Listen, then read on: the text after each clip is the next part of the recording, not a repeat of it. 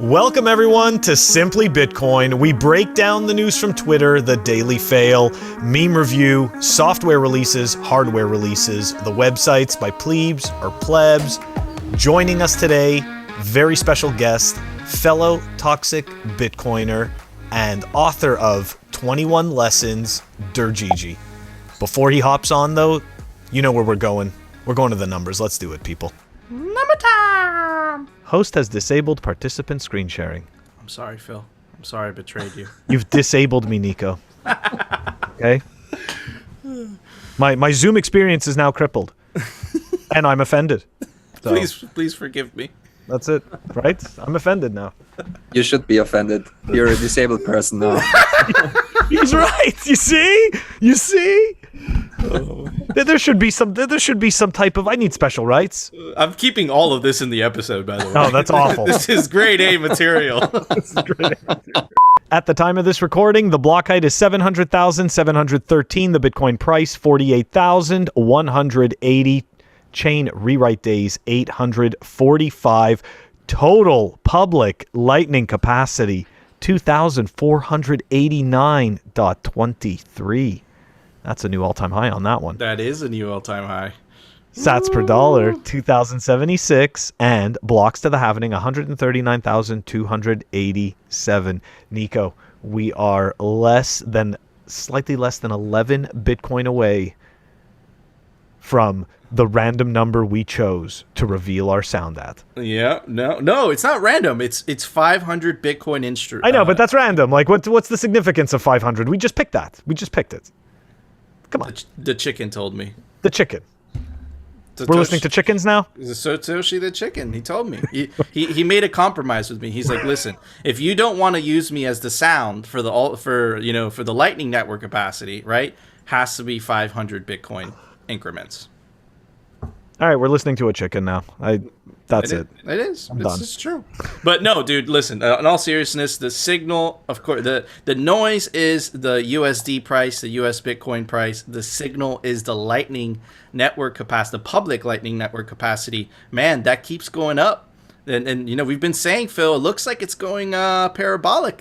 Remember how long we were at 1,000 for the Lightning Network capacity? We were stuck there for a minute, bro. And now, you know, this is just going up. It's going up. This is super bullish, and it makes me super bullish on Bitcoin, like always. But let's move on. Phil, it's time for the daily fail. Wait, what is this? I'm getting kind of jealous now because I feel like Phil's only mine. What Bitcoin during an episode? We go way back, man. Way back. Yeah. So you had a partner before me? It wasn't a partner. We gotta end the show. I can't do this anymore. All right, I'm gone. It was definitely not a partner. I'm kidding. I was basically whoring myself out. Oh, it was a one-night stand. Phil, you dirty man. It was actually a 4-night stand. Different occasions. But yeah, these were awesome rips that we had together that Durgigi just totally like. People still message me now about those episodes in DMs and are like it's that. Like timeless material, you know. There's never a bad time to drop your shitcoin back. So this will always remain timeless material. And now back to your regularly scheduled program. All right, this comes to us from one of our viewers, right? Hazim Babadan? Okay, so Hazim tags us in almost everything he finds shitcoin, and I totally appreciate it, man. So look, tagged us in this one, right? Simply Bitcoin TV. They moved on from the food names. Unfortunately, as we can all see, this account was suspended. But I responded with my typical stupidity. Math wallet, dead. So I was able to obviously figure out what it is that we're going to go take a look at. That's the first fail. The next fail is a little bit more, a little different and more in depth. But this was interesting because I really wanted to dive into Math Wallet, right? What is Math Wallet? It's a great name, isn't it? And right away, who doesn't trust math? And we're Bitcoiners, right? Of course we trust math. We're going to use this wallet. No. Anyways, the gateway to the world of blockchain.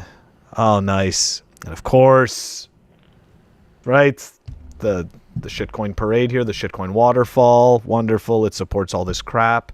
And I'm like, wait a second, this is just a wallet. Why do I care about this? I started to dig a little more. I've got a DApp store, the Math Vault. It's kind of funny here, CFI plus DeFi. It's really CFI plus CFI plus staking your shitcoins. But hold on, okay? I digress because, of course, Math token. Okay? You cannot make a wallet without your own shitcoin. No, wait, really? Are you serious? Dude, Math token can be used to redeem all the Math products. Oh my god. No, this is fantastic. Let's go take a look. Okay, so it's just a blog. All right, well, I'm sure their token is forthcoming. I don't know if it's actually out yet, but the introduction to the Math token. In Math we trust. Can't go wrong, right? I mean, guys, really? This is just getting so pathetic. Look, I mean, at this point, they couldn't even put together a proper website that's pretty much like a mobile layout stuck on a web page that you can scroll through about the token emission, how many tokens they have, all this stuff. I mean, come on. Right? Math token? Who needs a token for a wallet? I'm just like, this is killing me. And people are falling for this crap. Somebody's out there right now thinking this is a great idea. And look, it has a whole ecosystem, right? A whole entire ecosystem. It does everything. Man, thank you for the journey, bro. That was quite an experience. And yeah, man, look, it's so ridiculous. Look, at the end of the day, look, I want to get Gigi's opinion on this, right? I think the blockchain name has been so tarnished to this point that we need to go back to what Satoshi originally called, what we call the blockchain now. We should just start calling it the time chain, right? Because that's what Satoshi called it. Because blockchain has been so tarnished at this point, that they just put blockchain in everything. And they're like, oh, you put a little bit of blockchain in that. And, that's the selling point. And, man, Phil, to be honest with you, the Math wallet, that's kind of a weak name. We've seen better names from the shitcoiners. We had Sushi, Yam, Kid Token, Baby Token. Math is that's a pretty basic one. I'm not going to lie. Well, before we go to Dergigi, just in defense of Math Wallet, it is a wallet first and a shitcoin second. Okay, so that's why they had to be trustworthy, and everyone can trust Math. I probably just did a better pitch than they did. They're like, damn it, why didn't we think of that? I saw the slogan somewhere. It said, "In Math we trust," and that was actually great. So they almost knew what they were doing. But yeah, I think it's just. I feel like there's only so many ways to scam people, and once you've seen them all, it just gets increasingly uninteresting because you can't, I've seen all of this before. It doesn't matter. You just switch out the name and it all looks the same and it all feels the same and it all stinks the same. And there's just 200 different ways or so to scam people. And once you've seen all of it, you will notice immediately what this is. And it's just a money grab, and you're trying to confuse people, and you're trying to grab all the stupid people that fall for this as quickly as you can and make some money, and that's it. No, you're absolutely right. And dude, if you've been in this, if you've gone down the rabbit hole a little bit, the scams just become so apparent. Exactly what Gigi said. But I hope they don't stop, because they make excellent source material for Phil and I in Simply Bitcoin. So keep going, shitcoiners, with the amazing names. No, it will continue, and I actually have a prediction to make, because you guys realize what happened to email spam and how it evolved. You are all aware of the Nigerian prince scams and all of that, full of grammatical errors, really badly written, really badly done. But this is actually scam evolution, because if you're really you wanna get to the most gullible people as quickly as possible. So if you do a nice proper scam, and then 5 steps into the funnel, the more or less gullible people realize that this is a scam, and then they exit the funnel, you have nothing gained, So you want to filter, you want to you want to filter for gullibility as early as possible. That's why the Nigerian scam emails, like they did A/B tests. That's how they landed on the current flavor of Nigerian print scams. So if you have like more than 2 brain cells, you don't believe this for a second. But if you're really gullible, then you click on all the links, and that's exactly the people you want to have. And I predict the same will happen to the shitcoin scams. You know, they will get worse and worse and worse. And only like if you're like 85 years old and have no ideas how computers work and are super gullible, then you're gonna buy the math token and you think you did something great. Dude, oh my God. I laughed because I was like, oh my God, that's so true. So it's like, in a way, they're going to regress in complexity and get so much more outlandish. Right, because they know they're not going to be able to capture exactly. It's going to be like 2,000% return per week. And you just have to give us the credit card, and that's that's what it will devolve to. Dude, no, I completely agree, man. You guys heard it here first on Simply Bitcoin. This is where it's going. Phil, what are you going to say? So this is messed up because I feel like Dergigi may have seen the next fail. I feel like he already saw what I'm about to put up on the screen. Because we may have taken, when I pull this up, you may see this de-evolution occurring. Okay, let's do it. Okay. I'm excited. Pull it up, Phil. Pull it up. Let's go. Here we go, guys. It's NFT time. NFT time. Not just any NFT, though. Spellfire. First NFT that you can actually touch. That's right, people. It's a real NFT. But Phil, how's that possible? I'll go on. Here we go. Let's dive in. If we have paper money or money in our bank accounts, we can buy, rent, sell, invest, and be active players of the world's stock exchange game. The same thing could be said about NFTs, which could be bought with the help of cryptocurrencies in most instances within blockchain Ethereum. What? That's right. I read exactly what it said on the screen. So you remember what you were talking about? The scams de-evolving? And so wait, just wait. It gets better. Okay? Here we go. With NFTs being digital assets and representing real-world objects from art to game items, we could expect that everything we buy with them will forever stay in the digital world. However, the upcoming new project, fantasy game Spellfire, is willing and ready to be the wind of change in that matter. You can have a real-world item that is connected in whatever stupid way to an NFT, but I can go sell that item, and the NFT is still just floating around and owned by whoever the hell. Dude, No, you don't understand. Like if you have diamond and you make an NFT of the diamond and you destroy the diamond hasn't lost any value. It's still all there. You don't understand how the technology works, man. We covered that. That lady's batshit crazy. That lady's nuts. And it turns out that she's a blogger for the IMF, so a total plant. Okay, hold on though, but wait, this actually gets much worse, because keep in mind, right? So they're talking about a game, they're talking about NFTs. So listen to how stupid this story becomes. Okay? Spellfire suggests a unique experience of owning in-game cards in real life. Spellfire is a fantasy game that presents players with the unique experiences in the magical world consisting of lands like Bloodborne, wet deserts, or the Holy Deadlands. Are people supposed to know what this shit is? Like, are people supposed to be like, oh my god, I've always wanted to be there in the virtual world? Like, I don't... Anyways, I just don't get this. Okay? I don't know about you, bro, but the Holy Deadlands, that sounds interesting. Is that like the place to be or what? I have no fucking idea, but I definitely want to meet the person who created this. So here we go. With these kinds of games, usually everything stays in the digital world. However, with NFT gaining its momentum, the minds behind the Spellfire take a revolutionary road and present the ability to buy real-world cards of the game. Oh my god. No way. Cards linked to an NFT in the virtual world. This is insane.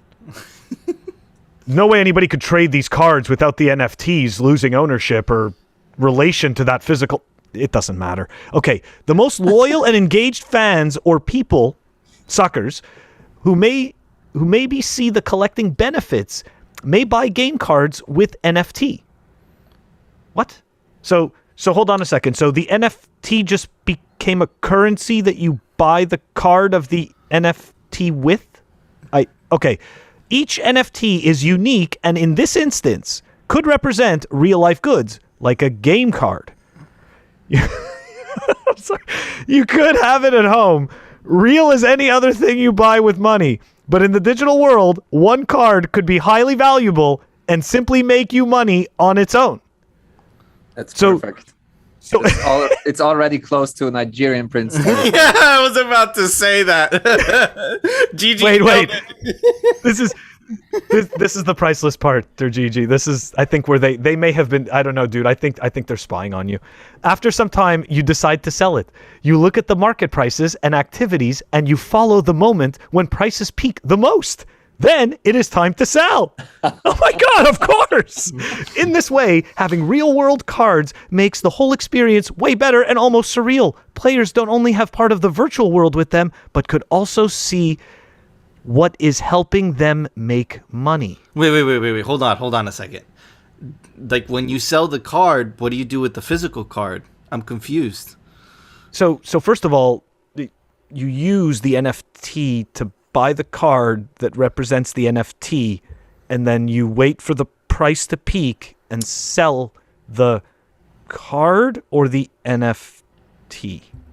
You guys are trying way too hard to reason through this. You know, it doesn't have to make sense. It doesn't have to be logically consistent. It just has to sound cool. You know, if it sounds cool enough, a lot of people are gonna ape in, and that's all you need.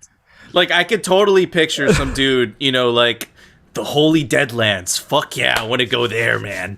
Get myself a physical NFT card. Hell yeah, man. You know what, Nico? Smash that like. Smash that like. Oh my God. Phil, that was quite a journey. Really appreciate it. Amazing fail today. But anyways, Phil, it's time for the Daily Meme Review, sponsored by Citadel 21. All right, everybody, the meme for today is brought to us by a fellow plebe, one of the meme lords. They came up with the laser ray till 100K. You definitely give them a follow for some dank-ass memes. You can give them a follow at plan_Marcus. Let's check out the meme. Sorry, Klaus. Bitcoin, mobility, work, body, money.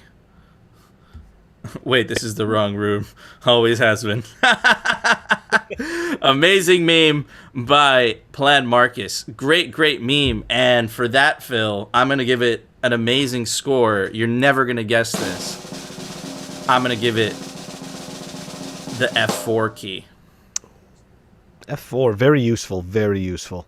I still have no idea what it does. I just remember back in the day, so nobody will know these references except very few people, but like GW Basic and stuff like that, I feel like I used that key back then. But look. That one time. No, I did a whole course on it. It was horrible. It was like a whole year. And I sucked. Anyways, I'm giving it because it deserves nothing else. A banana. Ah. That's right. A banana, an F4 key. Love the bananas. And der Gigi, what would you give that meme? Unfortunately, I don't have the camera to show you, but I will give this meme one hard nipple. One hard nipple! Woo! I'm gonna have fun putting that in the edit tomorrow. That is an incredible score. So, just to recap, a banana, an F4, and a very hard nipple from Gigi.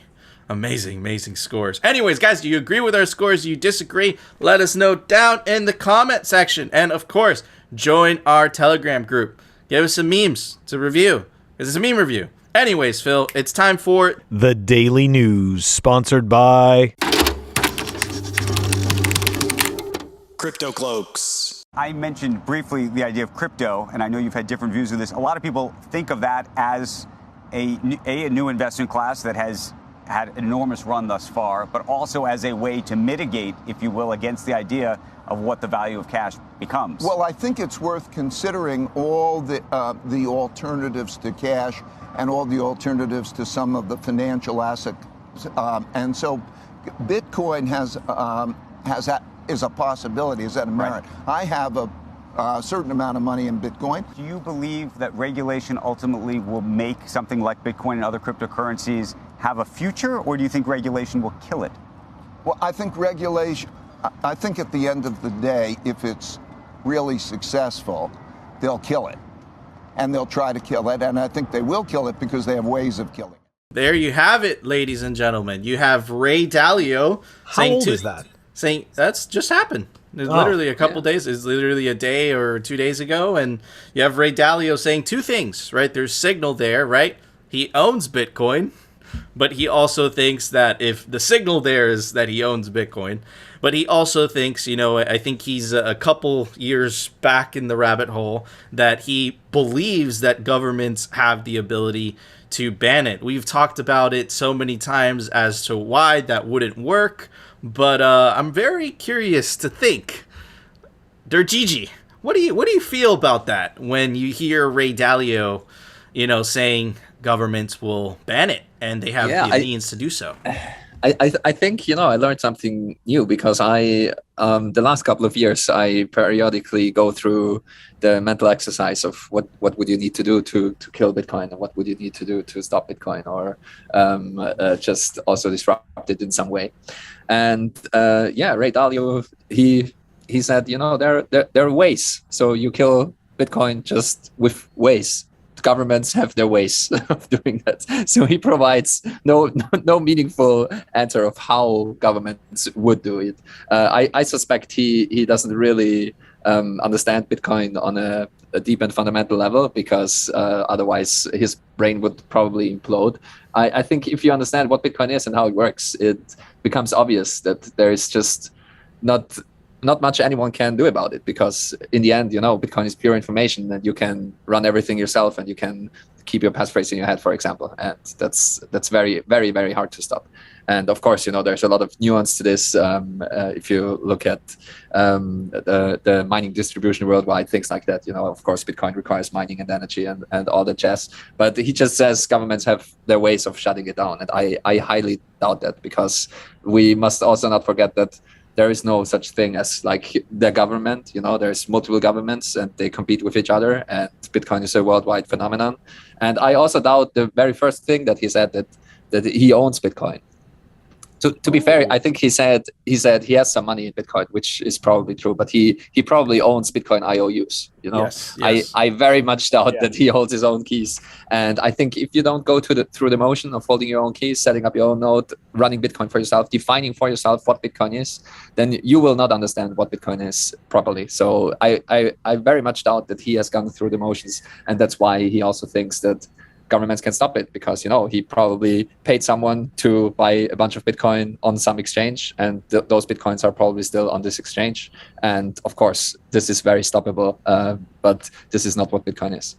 Exactly. If you use Bitcoin to its fullest extent, right, you take self-custody, you run your own node, how do you stop that? How do you, and another thing is, this idea that it's like Bitcoin is this technology. At the end of the day, Bitcoin is an idea, right?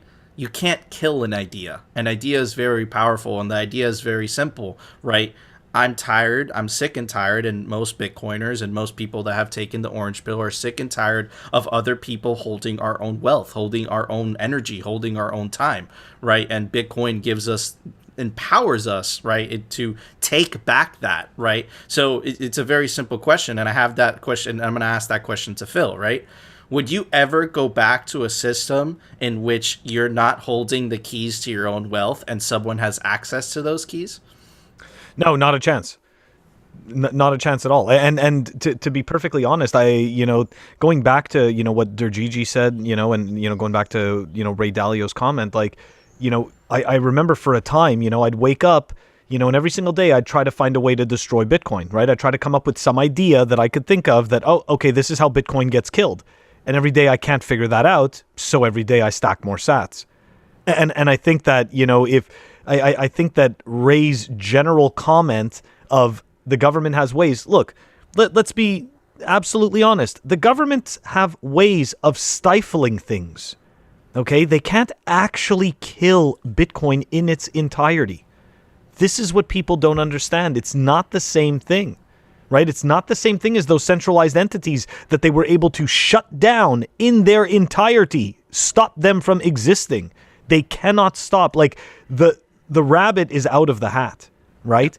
And what's happening is like we've said this in the past, like Bitcoin is showing how the central bankers are just not required. They are just not required for monetary policy. We don't need them.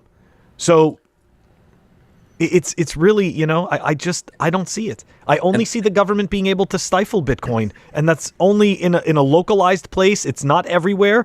And at the end of the day, it will continue to grow. It'll always find the path of least resistance. Someone will always require censorship-resistant ledger. Someone will always require transaction finality, right? People will always want to transact freely.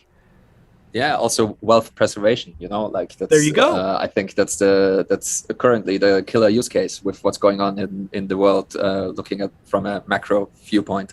But I think we've seen it in the past that government can definitely do certain things, you know. I mean, they tried during the times of the prohibition, they tried to stop any production of alcohol, you know, like it's illegal now to brew beer, it's illegal now to produce any kind of alcohol. But that's easier to enforce than a ban on Bitcoin, because brewing alcohol is in the physical world. You have to do it in your cellar or in a secret room or and so on. And we saw it also with the war on drugs, you know, you stop people from putting seeds in the ground and growing a plant, you know. That's also, it's way easier to enforce than running computer code on any computer. You know, I can run Bitcoin on my smartphone, I can run Bitcoin on a server somewhere, I can run Bitcoin on my Raspberry Pi, I can run Bitcoin on my MacBook, I can run Bitcoin on any Turing machine, any computer, you know, that has enough power, I can run Bitcoin on. Also with mining, you know, I can mine Bitcoin. All I need is some energy source and a data link, you know, like some internet. It doesn't matter if it's high-speed internet, it doesn't, like, it can be satellite internet, it can be Wi-Fi, it can be whatever. And there is a lot of energy in the world, and there's a lot of ways to send data packets around. And it's also like, you mentioned that Bitcoin is an idea, and that's very true. But also Bitcoin lives in the realm of ideas. So Bitcoin is just information. All of Bitcoin is just information. That's why it's so impossible to stop. You know, your private key is just information. The Bitcoin code is just information. It's just Bitcoin text. It's just text, right? And it's just computers that are sending messages back and forth. You know, like, and that's also the point that Budeon makes all the time, that we should not even classify it as money, so to speak. You know, like it's not different than WhatsApp, to be honest. You know, like it's sending text, it's sending data back and forth. That's all it does, you know. And you can use it as money, yes, that's true. But you know, there were other messaging systems that were used as money as well, just like in-game items, for example. You know, in the end, it's data packages that are flying back and forth, and some of them accrue value. So it's very hard to classify Bitcoin. And I think people like Ray Dalio that just outright say, you know, government can just step in and destroy this thing or stop it or whatever. They have no idea what they're talking about, because it's the same with the government can come in and make all the production of alcohol worldwide illegal. Will this stop people from producing alcohol? I don't think so. And that's all you have to know. And then you realize that stopping Bitcoin is way harder than just government stepping in and trying to stop it. Absolutely, man. I think you really hit the nail on the head, and the acceleration of hyper Bitcoinization is happening not only because more and more people, specifically people in the West, right, are trying to find ways to preserve their value, and the fiat matrix, like I like to call it, is breaking down. Right. Yeah. We've experienced, you know, tremendous amount of inflation this year. We've been lied to consistently, saying, oh, there's going to be Phil and I have been covering this for months now. Right. Making fun of the CNBC articles. They're blaming it on supply chains. They're blaming it on the pandemic. But nowhere is it mentioned, right, that, you know, the Fed balance sheet is literally reaching an all-time high every month, right? Nowhere is it mentioned that we've been printing money into oblivion like never before in history, right? But there's some good news, right? And that is we got some Bitcoiners in Congress, right? We have Cynthia Loomis saying this is so aggressive, it will hit those who can least afford it, right? And yet we return to DC this week to talk about spending, you know, $3.5 trillion infrastructure bill, and I love this part, and debasing our currency even more. Now, here's the thing, right? And okay, of course, I have to give the context, right? The New York Federal Reserve now sees inflation at 5.2% in 1 year. Just give you guys a quick reminder. At the beginning of the year, Phil and I covered this. They specifically said it would not go above 2%. They continue moving the goalpost because they can no longer hide it, even with all the mainstream media propaganda arm, right? So. But didn't you get the memo? There is no inflation, and if there is any inflation, it's stable at 2%. And if it's more, then it's good. Inflation is always good. We keep, the thing is, like, Phil and I, we keep saying that when we make fun of the inflation. It's like, but Phil, wait, there's no inflation. There's no inflation. But what's really interesting about this tweet, guys, because there's a lot of signal here, right? Is she's pointing out that inflation actually hits the 45% of this country that actually cannot afford to put their money into equities or into real estate, right? She's actually saying that. And another piece of signal, right, is debasing our currency, right? This is what happens when a senator takes an orange pill. But anyways, before I get your thoughts, Phil, the deep state, the government, the nation state knows this is going on, and they're trying to shut off the escape valve. Check this out. Biden Treasury Department declares IRS monitor transactions of all U.S. accounts over $600. The Treasury document called General Explanations of the Administration's Fiscal Year 2022 Revenue Proposals, which we'll link down below, of course, outlines how every individual bank account with over $600 will be monitored by the IRS. The proposal would create a comprehensive financial account information reporting regime. Financial institutions will report data on financial accounts in an information return. The annual return will report gross inflows and outflows with a breakdown for physical cash transactions with a foreign account and transfers to and from another account with the same owner.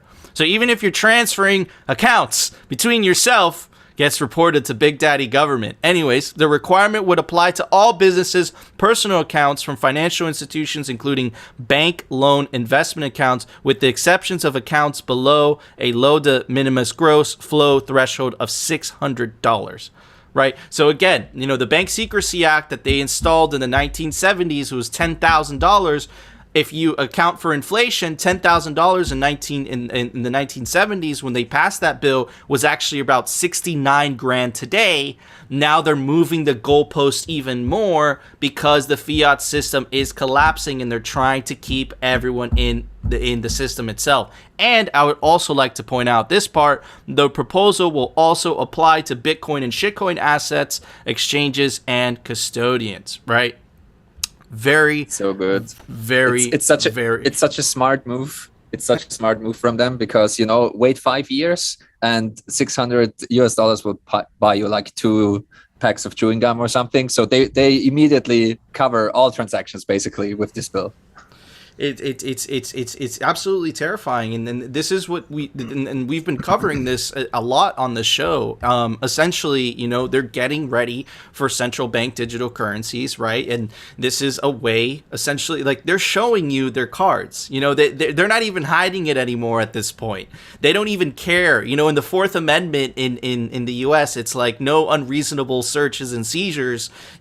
Having the whole entire country's literally every single transaction, $600 is really not that much money, right? Like, think about it. Like, this is absolutely terrifying. But at the end of the day, this is why Bitcoin exists.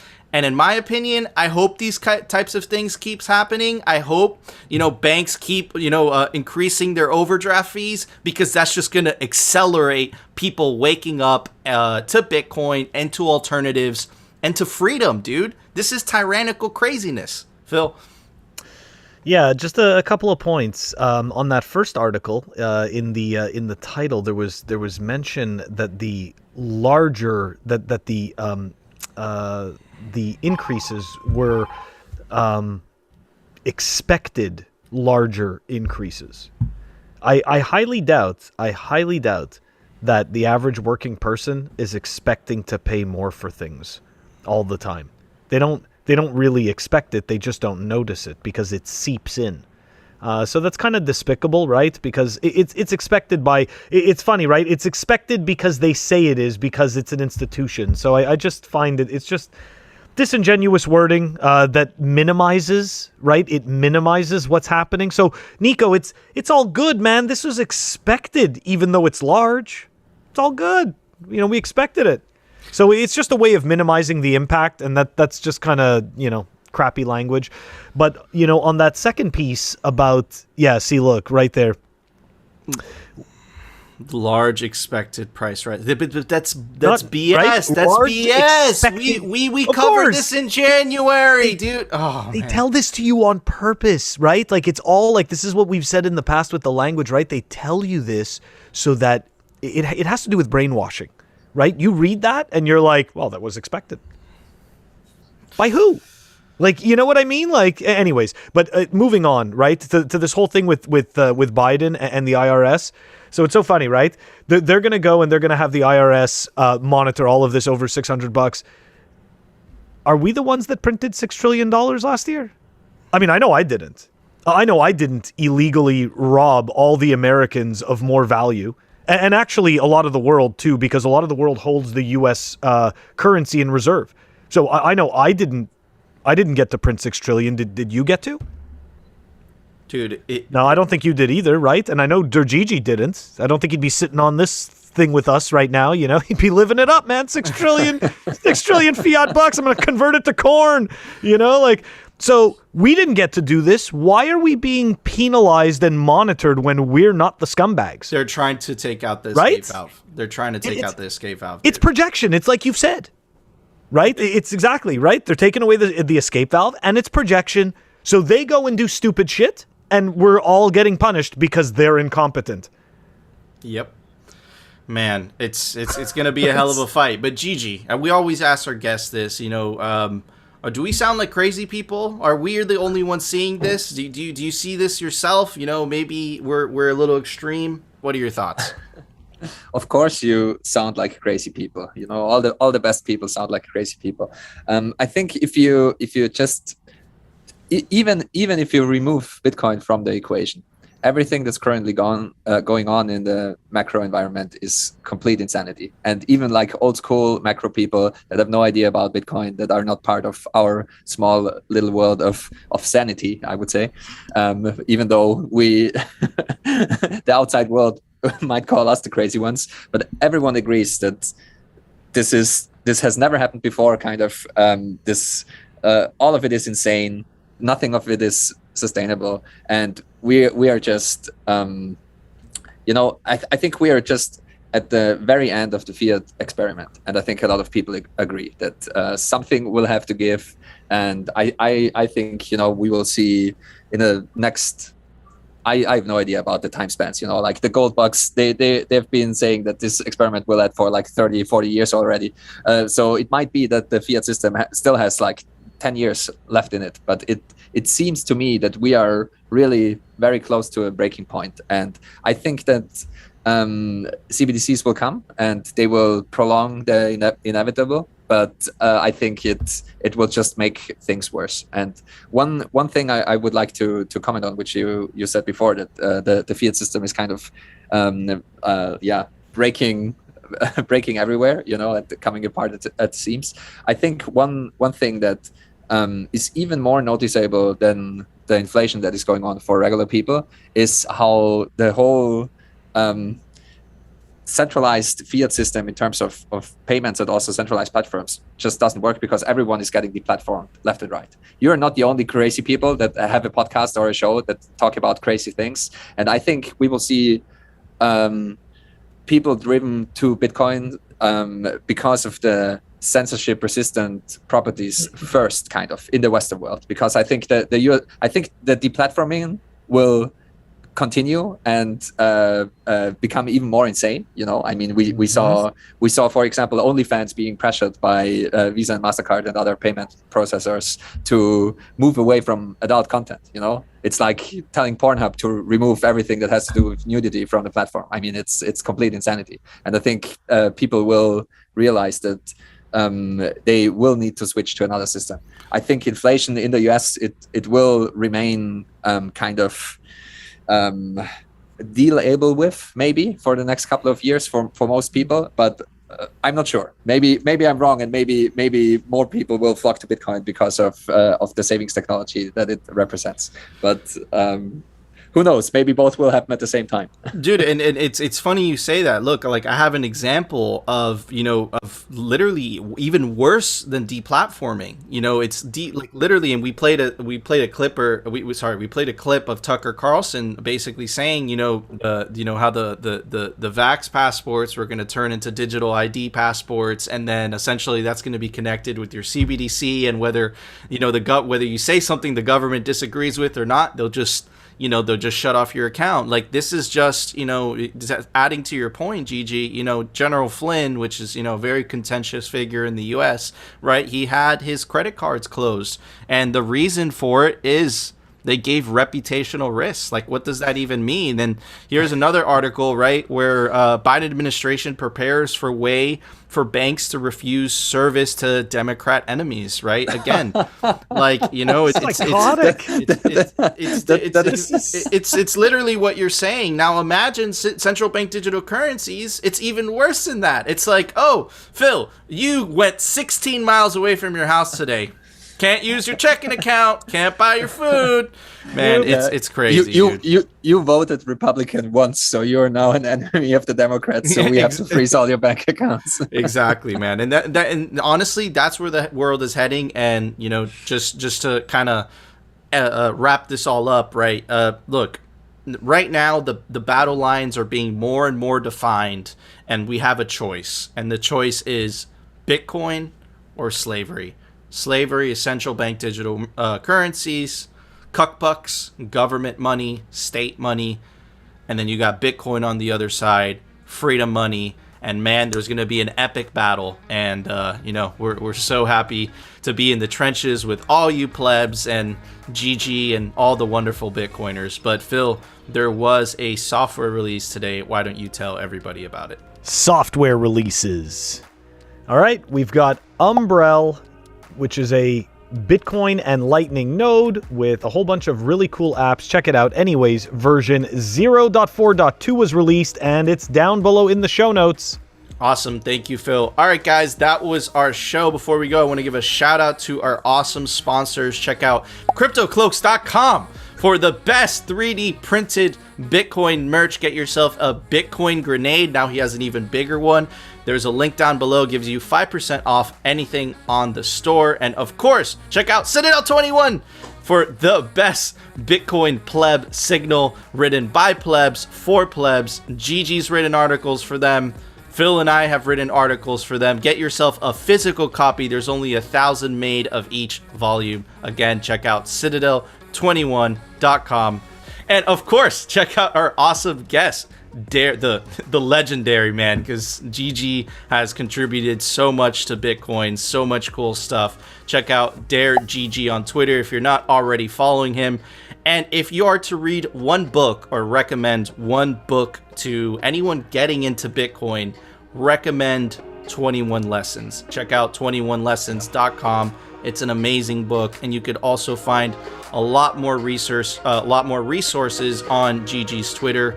Super humbled to have him on as our guest. And guys, that was our show. If you enjoyed the show, you know what to do. Smash that like button. And of course, if you want to continue hearing the catastrophic fails from the NFTs and the Nigerian prince shitcoin scammers and the Bitcoin news from the pleb perspective, definitely consider subscribing. And we'll see you tomorrow, guys, for another episode of Simply Bitcoin. We didn't print $6 trillion ourselves.